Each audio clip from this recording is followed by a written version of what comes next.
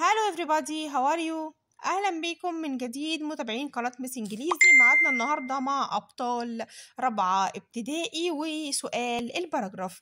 باراجراف النهاردة بيتكلم عن my favorite game. يعني إيه my favorite game؟ يعني لعبتي المفضلة. وخد بالك يا سنة رابعة إن سؤال الباراجراف لازم تكتب 18 كلمة أو أكتر، ما ينفعش تقل عن 18 كلمة. النهارده بنتكلم عن ماي فيفورت جيم، لعبتي المفضله، وهنتكلم عن لعبه هايد اند سيك يعني الاستغمايه. اول جمله ممكن تكتبها I like hide and seek. I like يعني انا احب hide and seek اللي هي استغمايه.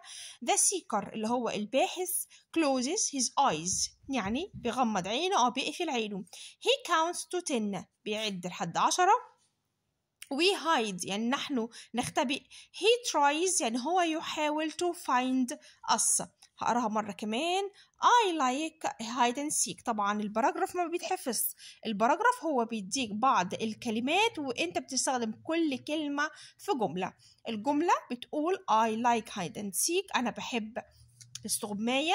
The seeker اللي هو الباحث اللي في اللعبة اللي هو اللي بيجري ورا الأولاد. The seeker closes his eyes يعني بيقفل عينه. He counts to 10 بيقعد يعد لحد 10. وبعدين احنا بقى البلايرز اللعيبة بتعمل ايه؟